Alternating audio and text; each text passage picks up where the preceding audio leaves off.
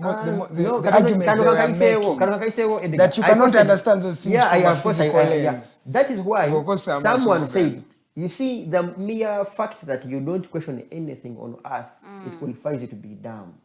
That's why I will question the opposition, I will question the government, and I will question the pastor, I will question my parents. Questioning the opposition, have they done enough? In fact, they have now a new leader in parliament, in Joel Ssenyonyi. Many people are looking at Ssenyonyi as an inexperienced politician, someone who has just entered the game.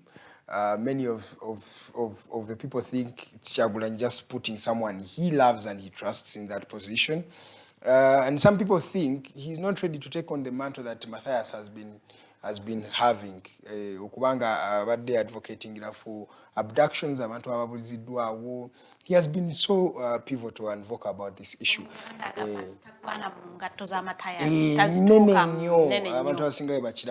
Norman, what do you think? Tell us, emyaka gino ebiri ekitundu gye bamazeeko NUP erina kyetulaze mu parliament, in fact general opposition, really. Have they done something? And it is not fair to qualify omuntu okulembera parliament yardstick your experience. Because bw'olaba otafiiri niwe baali bafaanana abo abasajja kuva mu nsiko bonna balinga bigono ebitoori nohakwanya ebitoori. You know these young frogs? That's how they used to look. But in mind, most likely they had some bit of sense. And the bajja naye bayambibwako abantu abaali bamanya ensonga nga Basebaana, Dr. I think Kawanga Semongerere and others abaali wangu, and they shaped them.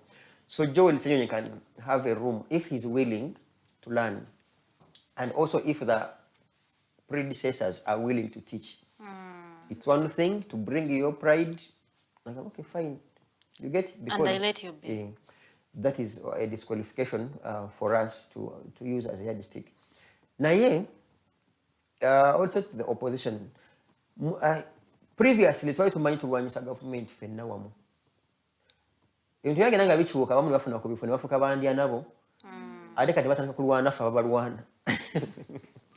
Those that we had when we were fighting against the government, when they got positions in the government, now they joined the government to fight us who are with them. When we fought the government, they now work with.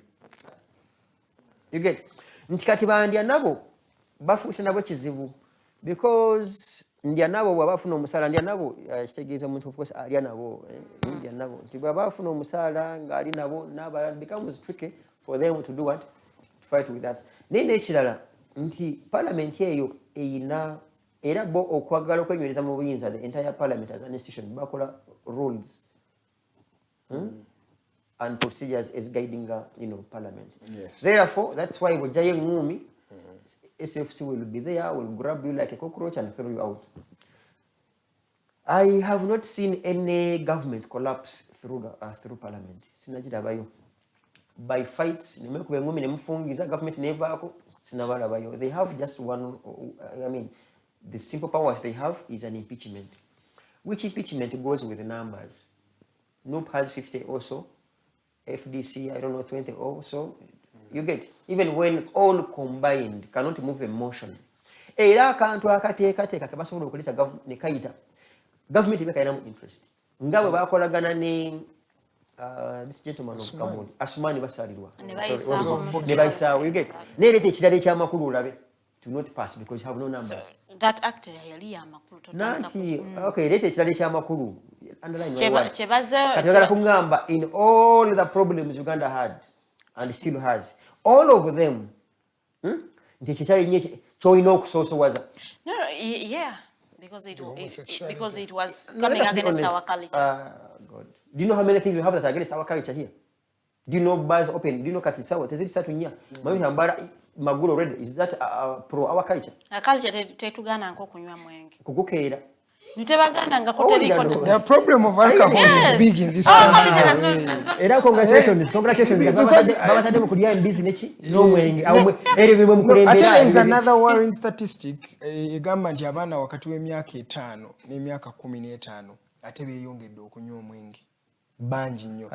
They have access to alcohol. Sequence those events when a kid, of course, majority of whom maybe even the girls, HIV, nebula, negolaba the end results. during the next 30 also bagamba muno Productivity agenda kubeera low. by 2030 no more HIV. So bagamba that's that was the goal. Is it budget Vision, one of the visions 2030. We are here. I am here with you. It is not going to be possible. You get, given what we are going through and how the country is run. So you think the problems they are addressing are irrelevant? They pay too much attention onto useless things and leave useful things, in my view.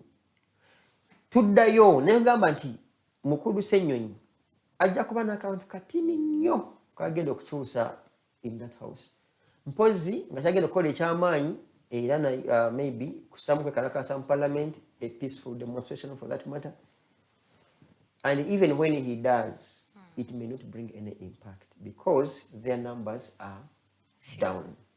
Ntono. Parliament is a game of numbers. I doubt, just like as the day follows night, it's not possible.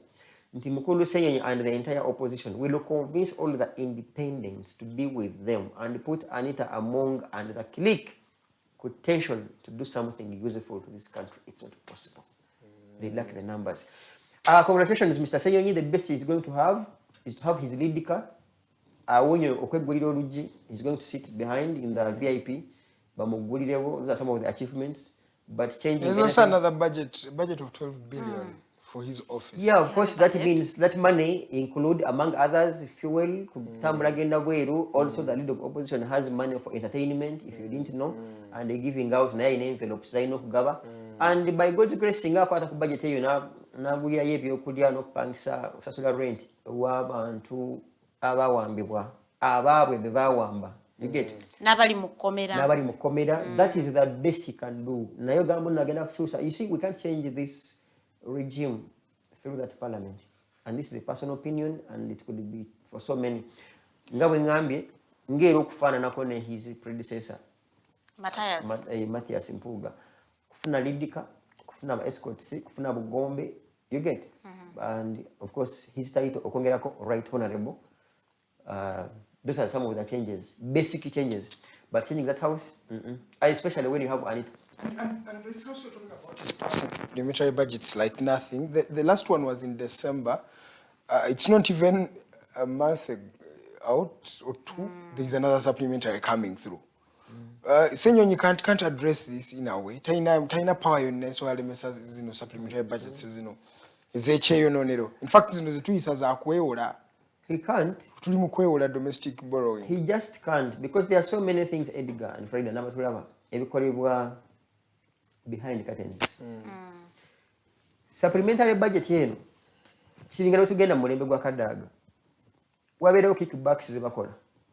Mpisiza zino nawe kuyisiza. Oyinako zino. Bobanga gwe LOP's office yagala billion 12. Anita among neta yeba ne team bajja kugamba isazino nawe tukubizino. I will not be surprised. Inga supplementary budget inga mulimu n'obusente bwa opposition. Is also possible. Nenga luvo mu mwenyini mu parliament mwenyini mwe luva. But to say nti omuntu asaba supplementary budget omuqualifying okuba nti si tsana academic tamumba tutu passe but bambi someone who has ill reasoning, and this is in good faith. Nti ogenda okukola embalirira yo y'omwaka nomanya nti Edgar tujagula data tujakwetaga time tujakwetaga mafuta tumanyine mmere because si mwaka jja muluddewo, so you know how your operations have been. Tunogulako ebisati binene ebya white ngabi ibyo inogulako ebigatto ebyo bingi bambe nokufunako kano akumaka popcorn jajawa mikatambira so you know because you're not new in the system. Naye nga bakaisa budget emyezi ebiri down the road no saba then there is a problem. Either ababi nayo bakosuseeko sente bayina bibazikose bitategerekeka, but also additionally we all know it is most often all ministries ezizayo sente tukimanyi tebazikozesezza, so there is a lot to be done mulini gwanga bingi ebyokukola especially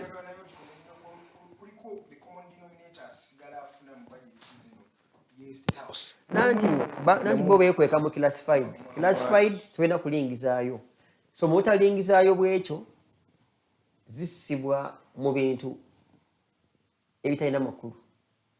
You get? Nti okubeezaawo obeeza abantu abo, I think I put some photo there. Nengamba nga waliwo family nga yo buva 86 tegulangako yadde katambaala ku ssente zaayo. Yampiteiteko mu comments katono obutakiika nsigazizza butono ddala mukulu kwesiga David we bali kubeerako ng'otulaba bulungi nnyo agamba thanks for the show Matthew and Farida. I agree entirely with you Norman that Joel Ssenyonyi can be a good leader of opposition provided he doesn't get consumed by pride and waiting to dance on the tunes of Honorable Kyagulanyi. Nagamba, but also he who pays for the piper, he determines the tune. Who else? He's just the face of Kyagulanyi. Nagamba, but I also give Ssenyonyi a benefit of doubt because I believe that his predecessor was afraid to check the powers of the speaker and rather was in bed with the speaker. Let me tell you, time again. This is the point. You know, we were with Ssenyonyi in 2011 when he contested for Youth MOP, twalifena mu FDC. I think Honorable Nakavali yamuwangula nange ne bampangula ebukoto Midwest. Bwe mwogera bwe mutyo, Ssenyonyi's performance in parliament toyinza kujawula ku powers at Kambocha as the power center. Because some circles nafa baddenga balaba. Already olaba nti NUP as in itself einamu factions, which has always been in almost every political party. NRA yatuuka wano ngeina aba movement aba Yusufu Lule. Ngeire inamu abobutayi Bakalyabulu Bambabazi n'abalala Barugunda n'abalala. Era batuuka wano amaanyi otafiire gaba nago ne authority gyaba nayo ne Matia Kyalugonza yanjawulo ku Rugunda. Yes. You get? So nabwekityo mu NUP mulimu bamusibatayi abajja okuva mu DP. That DP faction mujijukira. Yes. Ne bajja ne bayingira. Era waliko some posting, I think I was addressing Bobi and I think I was like a letter to Ningamba bamusibatayi vis-a-vis Naomi Rwembona. You remember that I had it moved I think to over 100,000 thing whatever comments nebidala. Nga kati Mukulu Ssenyonyi yadde he's educated yadde yandibadde musibatayi in my view. Na ate allegiance ino gipeyinga nnyo kuba Naomi Rwembona. You get? Nti boba Naomi Rwembona ba sweet soldier mu ba sweet soldier bamuyina nnyo obwesige bamayimba agenda kutwala endowooza y'aba Naomi Rwembona ede mu parliament bakwate speaker Matayi bamufungule Museveni awoleki aveeko ekitagenda kusoboka. Era excitement y'aba Naomi Rwembona ekome eno Maina Naomi Rwembona andi bwajima bwati super muyikira wano like you know those ones. Kati awe kitagenda kusoboka kati bo balaba ngotatu kugera oluzungu olungi era bambi ba Naomi Rwembona in their view bandi agadde nnyo Mukulu Ssenyonyi abakiikirire nga yogera mu Luganda. Bategere byayogera. Ensonga bazanje bulungi bazitegere. Omukulu Arthur K agamba which is hard. Parliament is a different institution. It's a game of minds and numbers. Paper document. And what echinuma enyo even amongst ourselves in opposition. Ngojeko Ssenyonyi maybe and very few others ngaba Segona nabala. Those people do not even read those documents that they table to them. They don't. Because literally they had proposed I think Mulembe gwa Kadaga mbubuli MP abeli personal assistant. I think they passed some bit of a budget. Those Yakati kweri. Budget ya assistant kweri. Wonderful. And the guy you are journalist. Never driver. Mugende mu investigating mulabe which MP has a PA ngabera mu office eyo. I think I reasonable for research. No, I was a personal assistant to a certain MP for 3 months by the way and I wasn't paid in a nego. Anti sentezo parliament ezwa MP. Nekati basazeho bagala kuchichusa batandiko basasula nga direct. In other countries, babere employee ba parliament. In other countries, MP abera ne researcher, if qualified researcher, because some of these works ne documents tebayina bwongo buzitaputa nze naba MP bafene mu position amazimanga ne constitution tajituka ngako ya the pages 8 ezisoka. You get? Ninga yebali awo nebo ye wafe kati awo kyekisibu cha effect yaba mulyambona bano ba Naomi Rwembona. You see everywhere when you have a crowd nga yabanji ba Naomi Rwembona nga basala wegwanga no jelino okulaga. My dear, ebera trouble because ye birowoozo neggwanga alitaputanga buyandi badde ataputaputa wakati wa Sejjembe ne Kagogwa ne guno omuyimba omulala ye bwati bwatapute eggwanga kati awe buzibu mufuna Farida tumalirize ndoza. Is there No, another message? Over? Mali bana message obudde bundese naye nga njagala malize ne comment ya Athake agamba Bujingo was shielded by his bodyguard. That means Amasasi guy he was shielded by the so-called bodyguard. I think by God's mercy he survived. He consumed all the bullets bambi. Kiso that's a reason for a bodyguard. A bodyguard is there to protect you. Mr. Tumuhimbise ngatumaliza show yafe. Tuwe your parting shots na also to maybe a message for 2024. How, in your lens, do you see 2024? Is it going to be different? It may. We're going to put arrests in Injiko. We're going to put so many threats than we see them. I anticipate political parties are going to put them more user, and I want to believe and pray that Bobi Wine tightens his belt. We're going to be of course, basically, never chiwuliddeko mu FDC. Kati tumanyi FDC always again ne kufuluma again next month. So we don't know which is which. You get beginner, and of course to Museveni chimukolera. So political parties zino kwenyweza zongere okubeera coherent n'okwenyweza. N'okukoma ku bannawomerwa embono kubagamba nti bino ebintu si bya ani asize okugaaya Ssejjembe. No, bya bwongo nnyo because mumala okukola script. That is why nti omuntu bw'akola architect akola draft n'akola plan ekizimbe. Kati gwe pota ow'amaanyi n'ojja osomba sementi okumufiirako n'enkokoto naye nga ono wa script mukulu. Kati tubasaba bambi mutwe ku budde abakola script naffe tuzikole bambi kati mwetikke namupoote then ekizimbe kisobola okuggwa mu seconds 30 baana olowooza President Museveni isn't this the best ride to 2026 he has ever had? Because it looks like even by 2026 when's obutabairawo opposition yonna ejja kubeerawo if we all of us work hard but also more reasonable than we have esobola. In my view, I am still of the view the opposition should reunite and on a principle. But you get a uniting and Musawe Mbede Yama Kalunda Kataveda. I think it would be a plus for us because of your number participating in it. Nemujamuba and Yanabo. I think it's Michavana by Baby Akaja fake, I start Marokuba Kajina Fuka Council. My dear, I think Kokolo was my next election. Yeah. You get that's the biggest worry with the Banova Bandianabo. Because sometime Kajina Funaka office atandika kulwanirira office tano kulwanirira ebigende babitwali na bitwali tulwanirira gatuchali nabo eno nga fena tuyina awe buzibu kati ya for me opposition this year mukole nnyo n'amaanyi okwegatta nenga mwegatta n'ekiruubirirwa ekyokulemesa abantu bano okutegeka akalulu kubanga ne bakategeka timuyina kyamaanyi kye mugenda kujjamu at all. Kale Mr. Tumuhimbise